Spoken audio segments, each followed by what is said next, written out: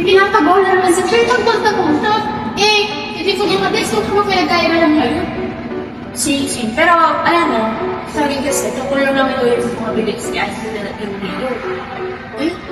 Ganto ko yun eh. Sa Resident, gawanin ng OG Plus for unang naniniwala sa motion. For ba? Ha? Well, walang kakaaral sa si Galileo. Siya lang naman kaya yung difference ng mga scientist. Pero, first one pa lang muna siguro ako sa labas. Hindi ko masalaman ng motion pinaniniwalaan ng lolo. Nax! Lolo ko pa naman yun. Hindi ko man lang inalam kung anong motion yung pinaniniwalaan niya. Fake ako, Albert. Excuse me, alam ko, no? Pero syempre, baka naman yun sa memorya ko. Pero, diba, ayan, puro digital na lang naman. But di rin ang tayo naman sa YouTube kung ano pinagkaraban ng dalawa. Hashtag, ang lolo natin is Aristotle at Galileo. Motion edition. Bentley. Buti ba nga, parang hindi na nag-aaway mo.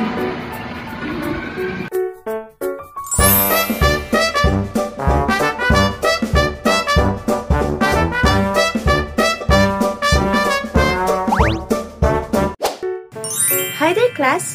Are you ready for fun learning adventure? I am Teacher Sashi and I'll be one of your guides for today's exploration together with Teacher Faith. For today's lesson, we will be tackling Aristotelian and Galilean motion, two of the most important ideas that help shape how we understand movements in science. But before that, here's a quick question. Why do things move? So to answer that, let us define first what does motion means.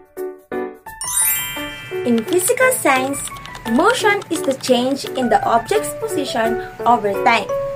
It can be described using distance, displacement, speed, and velocity, and is caused by forces. Force is the push or pull of an object. Now that we know what motion is, let's travel back in time to see how people first tried to explain it. Starting with a very wise man from ancient Greece named Aristotle. He was not just a philosopher. He studied many things like physics, biology, and math. But today, we will focus on his idea about motion. So, if you're ready class, let's explore together.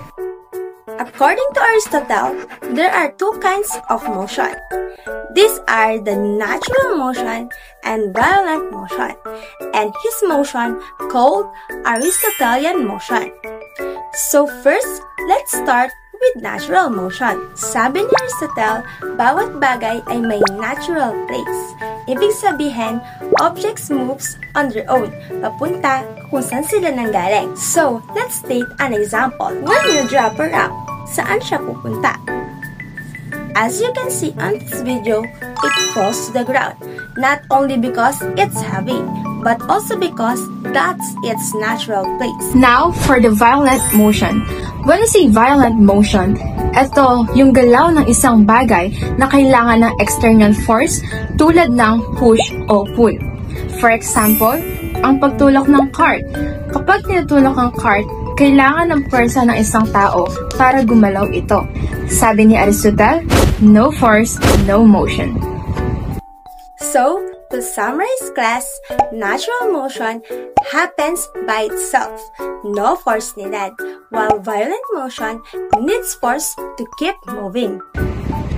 Even if some Aristotle ideas were later proven wrong, but his explanation became the starting point for studying motion and inspired other scientists. What an adventure, explorers! But wait, our journey's not over yet. Because next, we will meet another great thinker, Galileo. Next, you will know the story with Galilean motion. And now, let's move on to the next topic, which is the Galilean motion by Galileo Galilei. Pero, sino nga ba si Galileo Galilei?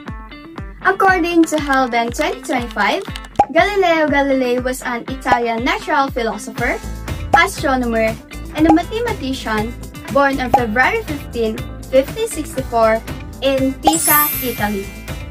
He made several contributions to the science of motion, astronomy, and the strength of materials, as well as the development of scientific method.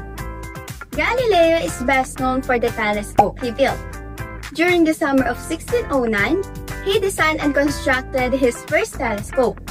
And dahil dito, nakagawa siya ng mga amazing discoveries. And he also used this to observe the sun, moon, planets, and the stars.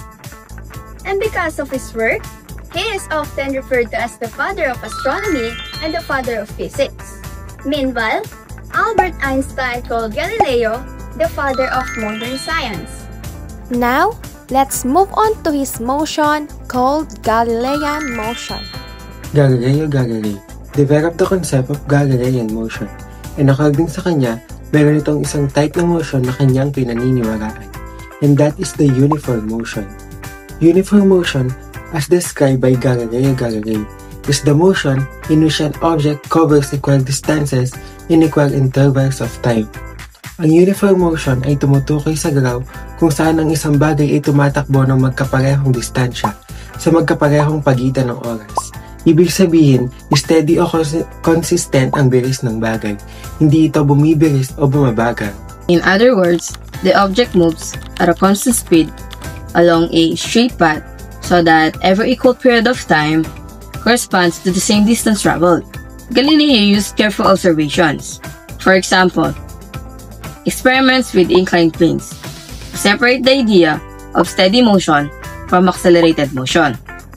Ang kanyang mga pag-aaral tungkol sa uniform motion ay naging pundasyon sa mga susunod na ideas ng motion sa classical mechanics.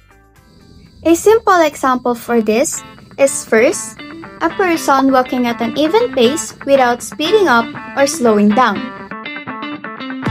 Ito ay halimbawa ng uniform motion kasi pareho yung distansyang nalalakad niya sa bawat oras ng kanyang paglakad.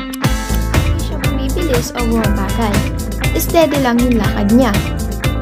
Second, a coin sliding across a smooth table at a nearly constant speed.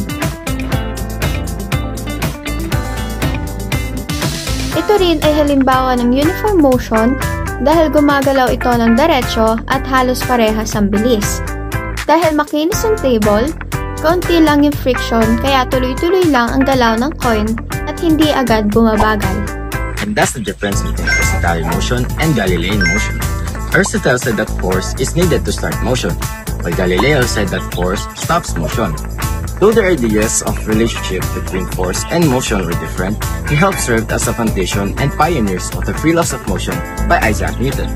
It's amazing how their ideas help shape of how and what we understand about motion and physics. Well, it's been an amazing adventure learning with you. We hope that you've learned the difference between Aristotelian motion and Galilean motion. Until next time!